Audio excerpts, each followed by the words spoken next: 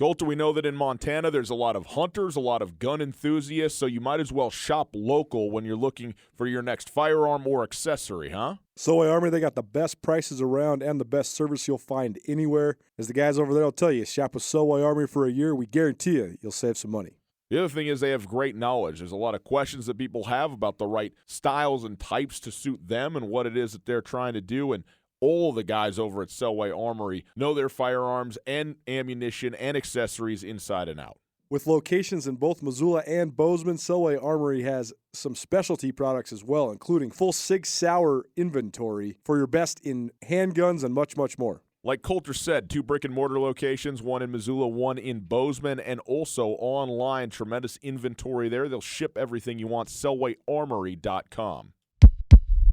All right, well, good afternoon and happy homecoming, and thanks for joining us today. Obviously, we're here to talk about a special and historic announcement for Montana State University in our athletics program. As you all know, we sat in this room 2 years ago and announced our vision for a 20-year master plan for athletic facilities here at MSU. And during that time, we announced our Phase 1 campaign, an $18 million campaign to locate a facility here. One, to move our football program to its natural home, which is Bobcat Stadium. But another reason we announced Phase 1 was to support all of our other student athletes as well. And so opening up space in the field house to further support the development of all of our student athletes, academically, athletically, and socially, was a big part of why we named it Phase 1. And so yesterday we announced we had reached our fundraising goal of $18 million. We're happy to announce that.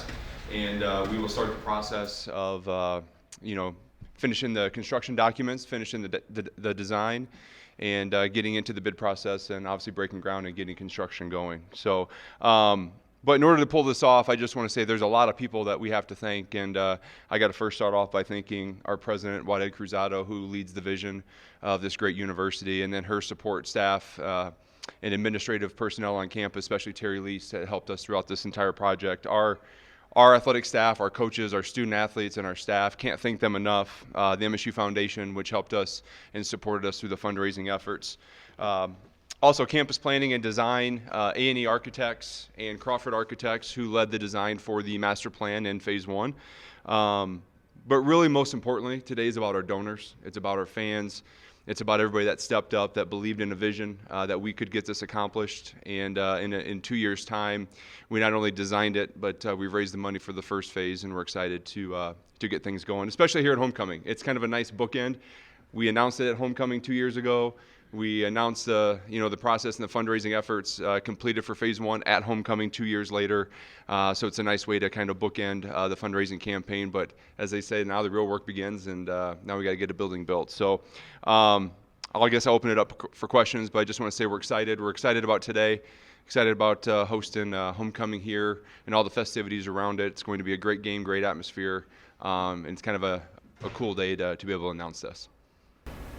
What was the fundraising process like for you? Was it what you thought it was going to be like when you first started? I think every time you go into a campaign, you have a vision, right? You have high hopes, and I guess everybody wants it to go quicker than it probably will. But I think it was, and I think I mentioned before. For me, still being relatively new at Montana State, it was a time for me to really get out and still meet people that I haven't met, people that have given to other projects that maybe are out of state, out of town, that I needed to get in contact with, and so it was a way for me to do that. So yeah, I think it was, but I think it was also a great way that we could combine a fundraising effort with me still getting out and getting to know what our fans are excited about, what their passion is, and why they are Bobcat fans. I mean, we got to link those two things together, which I think is great. Now I think if we look down the road and we have another campaign, hopefully things get a little bit easier because I know more people and we know more places to go. But as we all know, fundraising is never really easy. But yeah, I think it was probably pretty much as we expected. What was the biggest challenge of this project, the stage 1 of it? I think it being Phase 1. I think being the first project. I think when we have success, I think we can build on success and have momentum. Getting the first one done, I think, is always the hardest. Having people believe in the vision, having people have confidence in what their money their giving is going towards is going to come to fruition. And now that we've done it, now that we've seen that, hopefully the next phases will, again, not be easier, but will give people more confidence to continue giving to this great university, but also our athletic program. Was there a sort of a general breakdown of the donors? I mean, did you have a core of larger donors, or were there a lot of $5 Obama type donors? Yeah, I mean, we started, and we got that question a lot, actually. When are you going to open it up to everybody? We took the first year, maybe a little bit more than a year, and really went after those that we knew that we maybe had a history with, that have given to the End Zone Project or had given to other athletic projects, and we sat down with them, trying to go through maybe some of the bigger chunks, if you will. And then once we got to a certain place where we felt that we were close enough that we could open up to everybody, we wanted everybody to have a part in this, because I think the link and the parallel between this benefits all of our student athletes and all of our programs, and to have an opportunity for all of our fans to give, there's kind of a neat little tie there. And when it comes down to it, about 500 donors, unique donors, have given to this project. And so, we talked about maybe about the time. That might have taken more time just because of the number of donors that we had and had to have conversations with. But I think there's kind of a natural tie there. But we're happy we were able to get to that point to have everybody be able to participate if they wanted. What do you expect to move forward now beyond phase one? Do you kind of have a timetable there? Yeah, I mean, we get through this first, so you bring up a good point. So timeline for this is, through the end of the football season, probably the end of the calendar year, we'll finish the design, the construction documents, and all those types of things, probably bid right after the first of the year, sometime in January, award a contract to a contractor, soon thereafter, probably the end of the month or so, and then break ground right after that. We expect to be in the building June 30th of 2021. So next year we'll be in construction. We get asked a lot. These buildings will still be here for support purposes, for logistics that we need to have on game day. All the activity will take place behind us, and then once we get closer to 21, these buildings will come down, and then we'll be in that facility for that next football season. As far as phase two, I think we need to take a breath and let our donors take a breath and get excited about this. But I can tell you, because of we talked about the master plan was important because there were going to be reciprocal effects of this. And one was moving the coaches from their offices over here, making an academic center out of their offices. We also have ideas for their locker room, which is the largest space we have in the field house. We're going to be doing some things in there for some of our other sports as well. So we're going to have probably some smaller projects that we're going to do, probably more sport specific. But then we're going to sit down again and really go through what is phase two for us. When we talk about phase two, it's an entire athletic department phase. Like this one, what's going to be the biggest bang for our buck, and what's going to affect as many student athletes as many programs as possible. But it won't take too long. Our coaches are really excited. They're excited about getting this one done, but now the other coaches and all the coaches are excited about what's next. And I know our fans will be as well. But we want to make sure that we take a good look at it, make sure we go through the process, do as much research and homework as we possibly can to make the right decision. So do you have a pretty concrete plan, or are you kind of working on the fly a little bit? We have a couple that we're probably bouncing back and forth between, and we'll just have to see with where we are with what's going on the university and what's going on in our department to see what makes the most sense at the right time. Yeah. When you look around the nation, it seems that there's a little bit of an arms race, especially at the FCS level. North Dakota State, Weber State just putting new facilities. How much did you feel pressure to join that arms race, and how important is that at this level, do you think, to upgrade facilities like this? I think it was more about us. What do we need to be successful, and talking to our coaches and student athletes and really understanding what do they need to recruit. If you want to talk about arms race, it's maybe a little bit of that. It's in recruiting and trying to get the best student athletes and coaches here that we possibly can get and retaining them. This building was part of that. And in order to support our student athletes in a way for them to be successful and to develop them, we needed this facility. But on the backside of that, it does kind of turn into an arms race because it is a facility, and that's what people look at, and that's what people see. That's what people judge you against. So, yeah, but it was really more about us, and then really talking through with our coaches and student athletes, what do we need? What do you need as a program and as a student athlete to be successful? And this project allows them to have more time in the weight room, better time in the weight room, more time with our support personnel. And then it gives them time back in the day, which myself, Coach Choate, you talk about all of our coaches, we talk about this a lot. We give them time back in the day to eat right, to study, and get proper sleep, which all aids in the development of student athletes. Kind of building even on top of that, I mean, I know it was just announced yesterday, but overall, what has kind of the student athlete reaction been to the project? Very positive. I think they're excited. I know, if you look at our Spirit Squad, you look at track and field or cross country, you look at golf, you look at some of those sports that use the same support areas as a football team, they're excited because of the times that they're going to have in their areas in order to get better times to train, like we talked about, better times to do the things they need to do to be successful. And they're excited about that. Plus, we talk a lot about being just students, right? So they are student athletes, but it gives them time back in their day to be just normal students. So they can join a club or they can, hang out with their friends and do things like that. Right now, we utilize our facilities at all hours of the day, and this should help them get time back in their lives. You look at the specific design of what it's going to look like. We've seen a couple different artists rendering. Yep. Are those just kind of general prototypes, or do you know? Like the photo that was sent out yesterday, is that kind of what? That's what it's more of what's going to be like.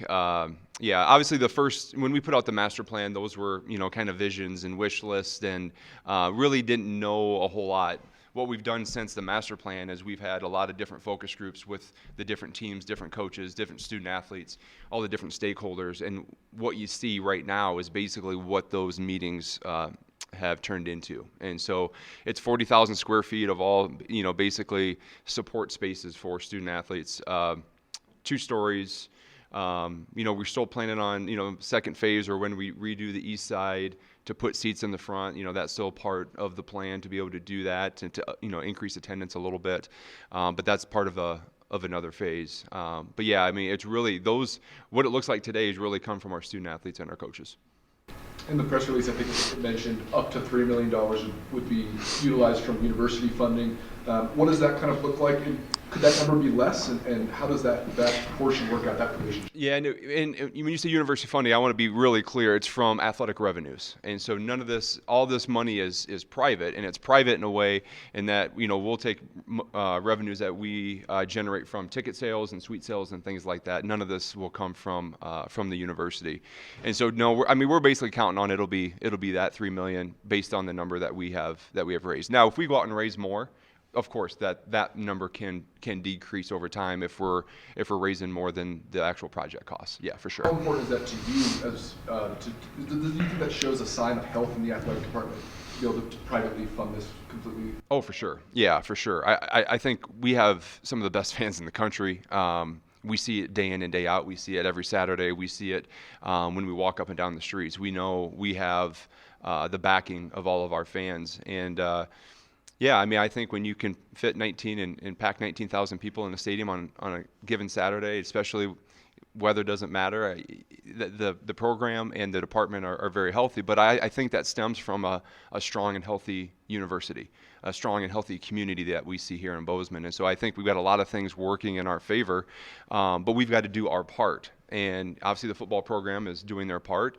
And one of the things we talked about this year was having all of our programs really take the next step. And I think this fall we're really starting to see some of that come to fruition with volleyball and cross country and now football. And then I just came from a scrimmage, men's basketball scrimmage, and the excitement around the basketball programs. And I think we're really starting to see the true health of our athletic department. But I think it starts with the university.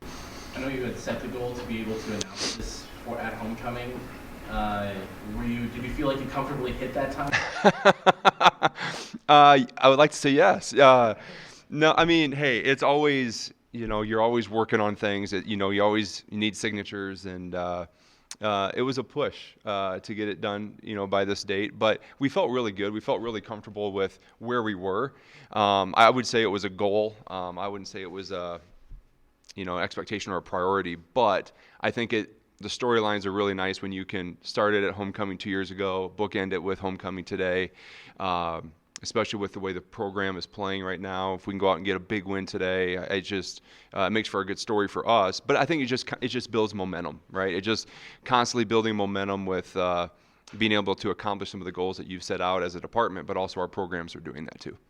Did you feel some of the momentum that Coach Joe has built within the program out on your Without a doubt. Yeah, without a doubt. I think when your programs are doing well, people believe in what's going on. And obviously, football is a big driver. You have 19,000 people in here. But, I also think over the course of, this past year with, there's excitement around women's basketball with getting Coach Sprinkle here and getting him back. There's excitement around there. There's just kind of been excitement overall. I think everybody has kind of realized we've needed this. Like we've needed what's the next step after the South End Zone project, right? And they've been kind of waiting for it. And now that it's here, it's we need to make sure we get it done and get it done right. And then like I said, move on and look at different ways in which we can continue to positively impact our student athletes and our programs. So that $3 million, just to clarify, that $3 million that's coming out of the university, that's athletic revenues. Revenue. Yep. Not like the general fund. No, revenues that we generate. And so the general trajectory of this university overall in recent years has been pretty dynamic, and I'm wondering if that impacts the confidence people have when you're reaching out from the athletic side of it. Without a doubt. And I think if you look at what's been done on campus, we talk about wanting to be able to recruit the best and the brightest, and what we've done on campus allows us to do that. I mean, when student athletes want to go into engineering, they want to go into business, they want to go into whatever program they want to choose, they're looking at their facilities that they get, and they're outstanding. You look at where they're going to eat, you look at where they're going to live and stay, and our facilities are outstanding on campus. And I don't want to say it was our turn, but I'm going to say it was our turn, right? It was athletics' turn to get some things done to really match what's going on at the university. And President Cruzado would say the same thing. And so to be able to do it in conjunction with what's going on, I think what she has done and the vision she has built and the leadership she has enables us to be able to go out and imagine what's possible, but then be able to go out and accomplish some of these things. So the university for sure has a huge impact on what we're doing.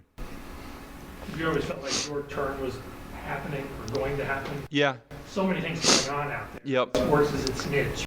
It's never really wavered. When you look at the mission of the university, you look at where I'm positioned within the university leadership, we're always at the table.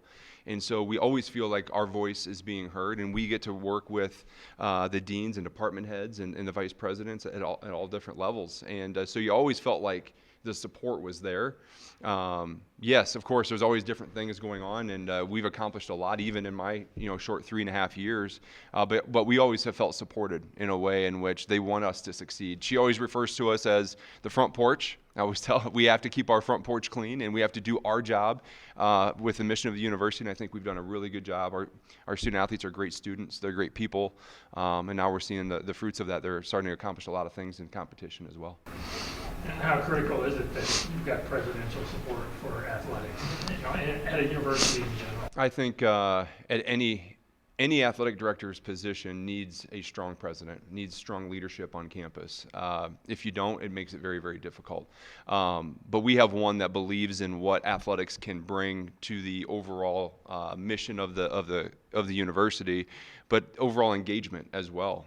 You'll see here at every football game, you'll see all of our vice presidents at football games, and that's where they do their engagement. That's where they do their fundraising. They get a lot of business done there, and we like that, and we want people to come back. And to be able to have that and to be able to work together to build that kind of environment is pretty special. We have a really, really good team at the top, and it's really good that athletics is part of that team. All right. Thanks, everybody.